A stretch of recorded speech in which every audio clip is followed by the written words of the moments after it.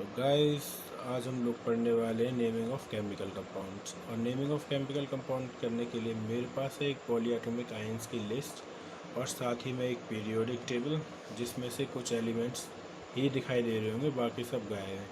I did this to avoid confusion को avoid करने के लिए मैंने वो सारे एलिमेंट्स हटा दिए जिनके बारे में अभी हम सीखने वाले नहीं हैं। अभी हम पार्ट 1 करने वाले हैं, पार्ट 2 में सीखेंगे बच्चों का। तो ये दिस इज़ इंट्रोडक्शन और बेसिक है काफ़ी, ठीक है। उसके नेक्स्ट पार्ट में हम इससे डीपली सीखने वाले हैं। ओके, चलिए तो आगे स्टार्ट करते हैं। तो सबसे पहले मैं करता हूँ, स्टार्ट करते हैं लिथियम ऑक्साइड से, ठीक है।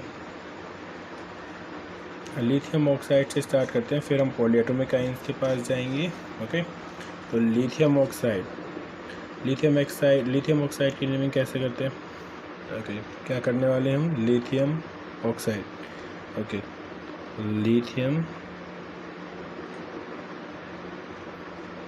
लिथियम ऑक्साइड की नेमिंग करने वाले हैं, ठीक है।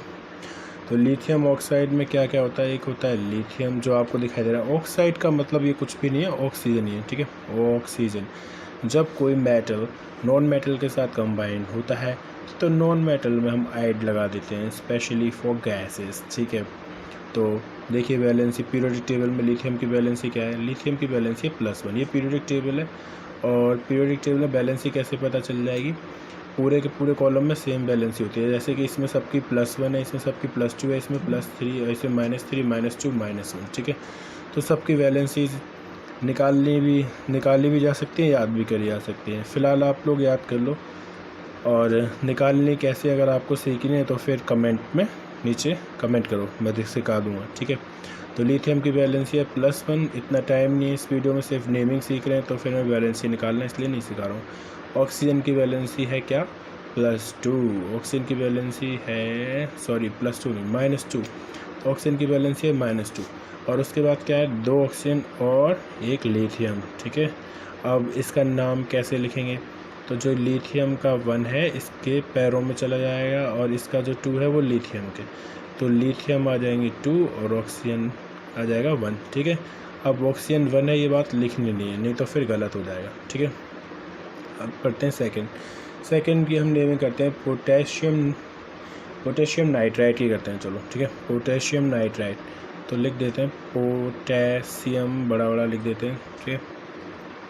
पोटेशियम नाइट्राइड, स्पेलिंग पे ना जाएं, सिर्फ देखें कि लिखना कैसे है। पोटेशियम नाइट्राइड, पोटेशियम का केमिकल फार्मूला होता है K+, और नाइट्राइड का फार्मूला होता है, अब नाइट्राइड क्या है? नाइट्रोजन है, क्योंकि एक मेटल के साथ कंबाइन हो रही है तो इसके नाम के पीछे आइड लगा दिया है।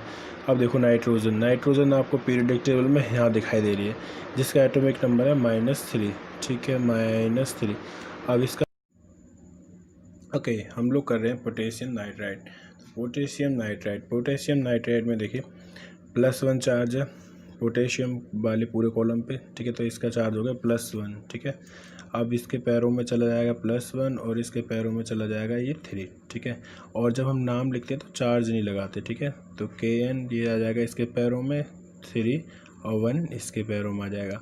अब 1 नहीं लगाना है, ठीक है। तो K3N पोटेशियम, अब होगा तुम्हारा क्या? पोटेशियम नाइट्राइड, ठीक है। चलिए नेक्स्ट करते हैं। अब नेक्स्ट करते हैं हम लोग सोडियम क्लोराइड, ठीक है। सोडियम क्लोराइड आप करते हैं सोडियम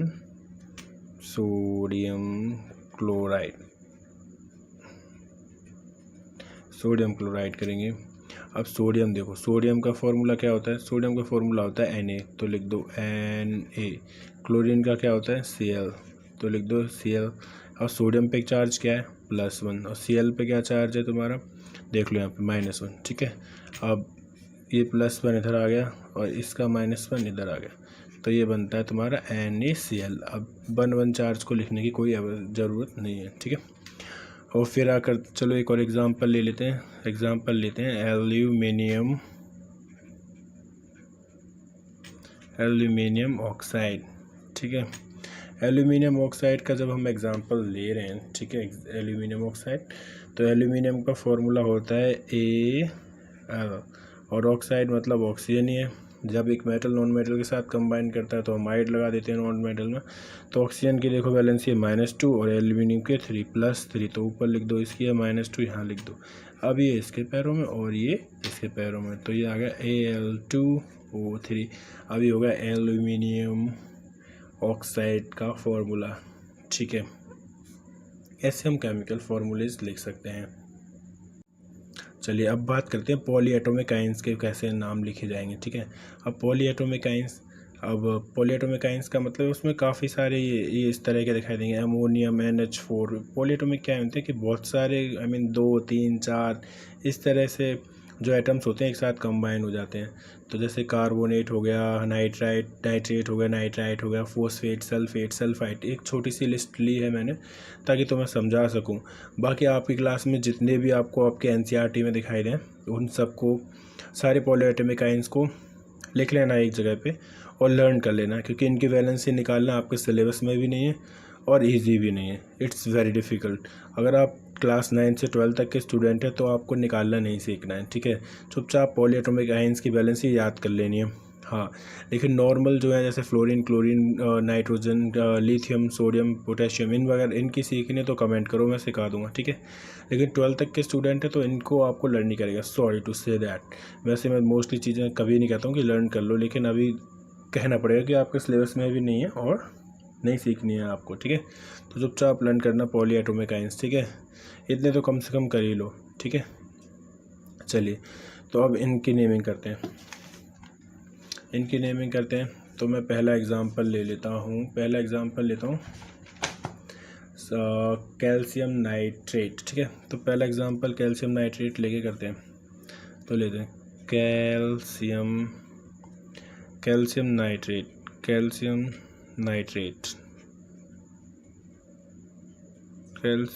नाइट्रेट। तो कैल्शियम का फॉर्मूला होगा Ca और नाइट्रेट का है, चलो देखते हैं। नाइट्रेट यहाँ पे देखो, नाइट्राइट है ये और नाइट्रेट ये है, यानी NO3, इसकी वैलेंसी है -1। तो इनके फॉर्मूले पे वैलेंसी याद होनी चाहिए।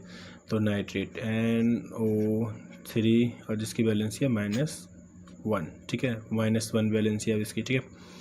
अब ये माइनस अकेला लिखा है, इसका मतलब वैलेंसी है -1। चलो यहाँ लिख देता हूँ मैं -1। अब जाइए, अब देखिए कैल्शियम, और कैल्शियम की वैलेंसी क्या है +2, ठीक है। तो यहाँ पे लिख दो कैल्शियम की वैलेंसी हो गई +2। अब ये आ गया इसके पैरों में और ये आ जाएगा इसके पैरों में, तो आपका बन गया CaNO3। अब ये तो आया इसके पैरों में और ये गया इसके, फिर एक पैरेंथेसिस लगाएंगे और यहाँ पे लिख देंगे 2, ठीक है, क्योंकि 3 तो नीचे है ही। फिर हम 2 भी इसके नीचे ला रहे हैं। अब 2 को लिखें कहाँ, 2 को थोड़ा, 2 का मतलब है कि ये पूरे होल NO3 के ऊपर आएगा। अगर मैं ब्रैकेट में लगाता तो 3 के साथ मल्टीप्लाई हो जाता है, इसलिए मैंने पैरेंथेसिस लगाया और बाहर लगाया। इसका मतलब नाइट्रोजन और ऑक्सीजन दोनों के ऊपर है, ठीक है। पूरे के पूरे NO3 नाइट्रेट के ऊपर ये आया है, ठीक है। अब ये फॉर्मूला हो गया तुम्हारा कैल्शियम नाइट्रेट का, ठीक है। एक और एग्जांपल लेते हैं अमोनियम। अगला एग्जांपल लेते हैं अमोनियम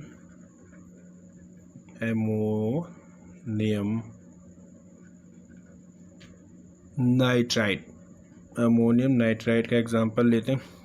अब देखो अमोनियम का फॉर्मूला, अमोनियम एक पॉलीएटॉमिक आयन है जिसका फॉर्मूला है अमोनियम मेरा NH4+1, ठीक है।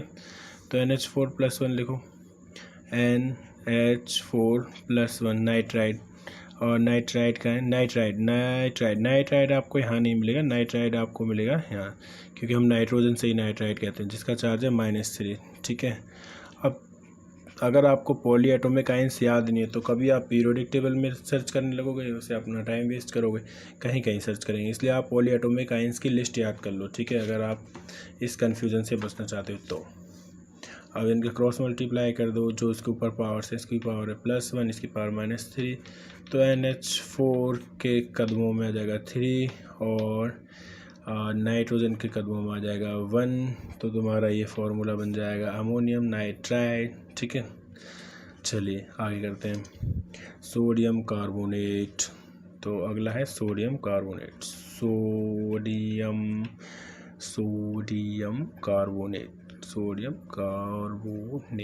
सोडियम कार्बोनेट, सोडियम का फॉर्मूला होता है Na, जो कि तुम्हें यहाँ मिलेगा, और जिसकी वैलेंसी है +1, तो लिख दो सोडियम Na+1। कार्बोनेट, कार्बोनेट एक पॉलीएटॉमिक आयन है और कार्बोनेट का फॉर्मूला होता है CO3 और जिसकी वैलेंसी है -2, तो CO3 जिसकी वैलेंसी है 2-। ठीक है, अब ये वाला इसके कदमों में पहुँचाओ, ये इसके कदमों में पहुँचाओ, तो हो जाएगा Na2CO3। ठीक है, Na2CO3। अब ब्रैकेट लगानी, पैरेंथेसिस लगाने की ज़रूरत नहीं है क्योंकि इसके नीचे तो 1 आया है, इसके नीचे आया है 2, इसके समझ रहे हो ना। ठीक है, इतने के बाद अब एक और एग्जांपल ले लेते हैं। एग्जांपल लेते हैं एमोनियम फोस्फेट। एमोनियम फोस्फेट, ओ जगह नहीं बची, फोस्फेट का। ठीक है, एमोनियम फोस्फेट, एमोनियम का फॉर्मूला देख लो वहाँ से। एमोनियम हो गया NH4+। ठीक है, तो NH4+ लिख दो, NH4+। अब आप तो सीख ही गए होंगे। फोस्फेट, फोस्फेट का है PO4 3-, तो PO4 3-, सॉरी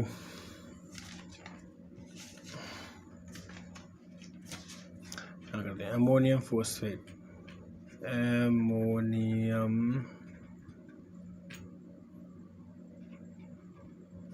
फोस्फेट।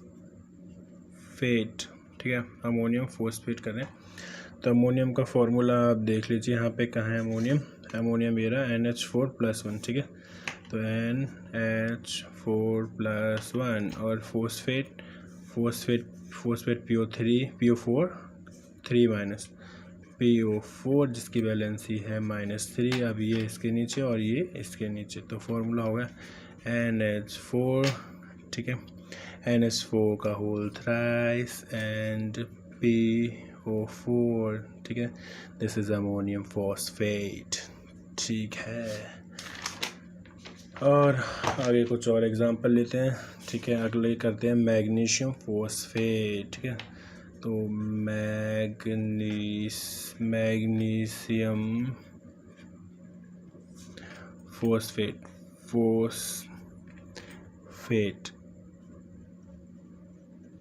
तो मैग्नीशियम फोस्फेट, और मैग्नीशियम का फॉर्मूला होता है पीरियोडिक टेबल में देख लो, मैग्नीशियम का है, दिस इज़ मैग्नीशियम जिसका चार्ज है, जिसकी बैलेंसी है +2, तो Mg valency is +2। phosphate, where is the phosphate, this one is phosphate PO4 3-, PO4 इसका फॉर्मूला और इसकी बैलेंस ये 3-। अब ये इसके कदमों में और ये इसके कदमों में, तो आ गया आपका Mg3PO4 का whole twice. This is the formula for magnesium phosphate. ठीक है, और चलिए एक और एग्जांपल ले लेते हैं। चलो अब कुछ ही नहीं लेते हैं, अब नेक्स्ट वीडियो में हम पढ़ेंगे। नेक्स्ट वीडियो में पढ़ेंगे क्या, नेक्स्ट वीडियो में हम पार्ट B करेंगे। इससे थोड़े से डिफ़िकल्ट केमिकल नेम्स के नाम लिखने सीखेंगे। अब की बार सीखेंगे ट्रांजिशन मेटल्स के साथ कैसे नाम लिखा जाता है। Hi guys, today we will learn naming of ionic compounds with transition metal. अब ट्रांजिशन मेटल्स कौन से होते हैं, पीरियोडिक टेबल में ये वाले मेटल्स जो यहाँ पे मौजूद होते हैं वो सारे ट्रांजिशन मेटल्स हैं भले ही। और जो आप देख रहे हैं ये लेड है और ये वाला ये टेक्निकली ट्रांजिशन मेटल्स की तरह बिहेव करते हैं। और ये ट्रांजिशन मेटल्स होते हैं, एक से ज़्यादा वैलेंसी शो करते हैं। ठीक है, तो एक से ज़्यादा आयंस भी बनाते हैं। अब ऐसे में इनकी नेमिंग कैसे की जाती है, जैसे फॉर एग्जांपल एक एग्जांपल है आयरन, ये ट्रांजिशन मेटल है। अब ये 2 वैलेंसी शो करता है, आयरन 2 और आयरन 3। अब जैसे Fe2O3 है, अब इसे लिखा जाता है आयरन 3 ऑक्साइड। अब इसे कैसे लिखते हैं, इसको लिखना हम लोग सीखने वाले हैं। ठीक है, एग्जांपल लेते हैं, एग्जांपल लेंगे आयरन का। अब एग्जांपल आयरन जो है हमारा 2 वैलेंसी शो करता है, Fe2+ और Fe3+। ठीक है, अब मेरे पास एक कंपाउंड है FeCl3। अब ये FeCl3 में 2 वैलेंसी शो करेगा या करेगा 3 वैलेंसी शो। चलिए देखते हैं कैसे पता लगाएंगे कि ये 2 वैलेंसी शो करने वाला है या फिर करने वाला है 3 वैलेंसी शो। तो ये चीज़ देखना ही हम सीखने वाले हैं इस चैप्टर में। अब ये है आयरन 3 FeCl3। चलिए इसकी वैलेंसी यहाँ पे क्या है चेक करते हैं। ये चेक करने के लिए हम थोड़ा सा हमें वापस जाना पड़ेगा, पिछले वाले वीडियो को देख लेना। अगर आपने पिछला वीडियो नहीं देखा है तो उसे देख लेना है। जैसे ये लिखा है FeCl3। अब मुझे जाना होगा पीरियोडिक टेबल में और मुझे देखना होगा क्लोरीन की वैलेंसी क्या है। तो क्लोरीन की वैलेंसी है -1। This is chlorine. क्लोरीन की वैलेंसी है -1। कितनी क्लोरीन है? ओके 3 क्लोरीन है, यानी -1 -1 और -1। टोटल -1 कितने हो गए? -3। ओके -3। अभी जो -3 है, ओके इसे बैलेंस करने के लिए कितने चार्ज चाहिए? 3 चार्ज चाहिए। और कितने? +3, तभी तो ये न्यूट्रल हो पाएगा। और प्लस, जैसे तुमने पिछला वीडियो देखा होगा कि जो चीज़ इसके ऊपर होती थी तो इसकी बैलेंसी इसके पैर में आती थी और इसकी बैलेंसी इसके पैर में आती थी, ऐसे भी समझ सकते हो। तो जो इसकी बैलेंसी 3 थी तभी तो वो नीचे आई होगी। अब इसे वापस ले जाओ ऊपर। जब ऊपर ले जाओगे इसे तो ये हो जाएगा Fe3+। ओके, पुराना वीडियो अगर नहीं देखा है तो पहले उसे देख लो, तभी इसे करने बैठना, ठीक है। तो इसकी वैलेंसी हो गई Fe3+। इसका मतलब हमें पता चल गया ये क्या है। ये जो है हमारा, इसे हम लिख सकते हैं आयरन 3, इसको हम लिख सकते हैं आयरन 3 क्लोराइड। ओके, इसे हम लिख सकते हैं आयरन 3 क्लोराइड। अभी iron 3 chloride, chloride, bromide, iodide, I mean what is this, ये क्या होता है? चलो इसके बारे में थोड़ा सा जान लेते हैं। तो ये देखो, ये negative ions, fluoride, chloride, bromide, oxide, sulphide, nitride, ठीक है। इनको याद कर लेना। जो भी नेगेटिव वैलेंसी शो करते हैं उनके नाम के पीछे आइडाइड लगा देते हैं। तो ये सब कुछ के नाम हैं जिनके पीछे लगा, जैसे फ्लोरीन का फ्लोराइड, क्लोरीन का क्लोराइड, ब्रोमीन का ब्रोमाइड, ऑक्सीजन का ऑक्साइड, सल्फर का सल्फाइड, नाइट्रोजन का नाइट्राइड, फॉस्फोरस का फोस्फाइड। ओके, ये देखो सब नेगेटिव वैलेंसी शो कर रहे हैं। Nitrogen nitride, phosphorus negative, oxygen sulphur, fluorine chlorine, bromine iodine, जो भी नेगेटिव वैलेंसी शो करेंगे उनके नाम के पीछे आइड लगा देना है, ठीक है। और अगर याद करना है तो ये रहे उनके नेगेटिव नाम, याद कर सकते हो। ओके, और ये सब के नाम ऐसे लिखे जाते हैं। For example you can see copper bromide, copper 3 chloride, vanadium 4 oxide. ये इस तरह से आप लिख सकते हो। कॉपर भी डिफरेंट वैलेंसी शो करता है, आयरन भी और वेनेडियम भी, because both are transition metal, देख रहे हो आप यहाँ पे हैं। लेकिन मैं कुछ और चीज़ें बताना चाहूँगा आपको,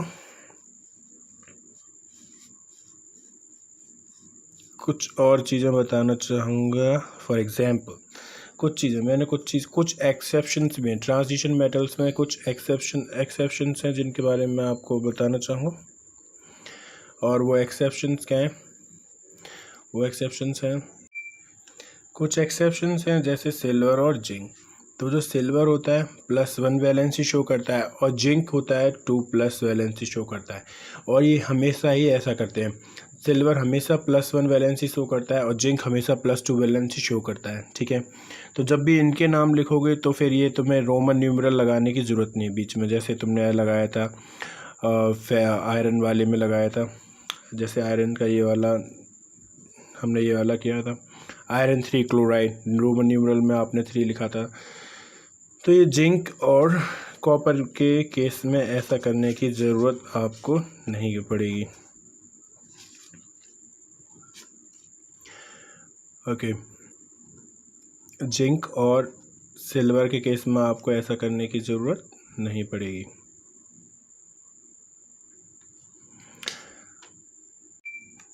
एग्जाम्पल सिल्वर क्लोराइड,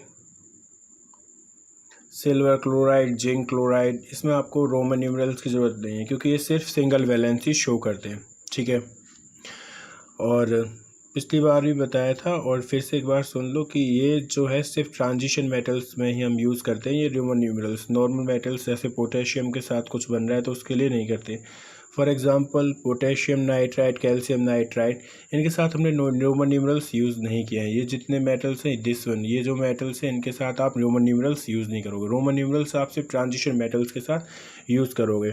वहीं पर लेड लेड भी आ जाता है। तो लेड टेक्निकली ट्रांजिशन मेटल्स की तरह बिहेव करता है, ट्रांजिशन मेटल नहीं, क्योंकि ये एक से ज़्यादा बैलेंस ही शो करता है। जो एक से ज़्यादा बैलेंस ही शो करेंगे उनके साथ आप रोमन न्यूमेरल्स का यूज़ करेंगे। अब मिलते हैं पार्ट 3 में, और पार्ट 3 में हम सीखने वाले हैं नेमिंग ऑफ कोवैलेंट कंपाउंड्स।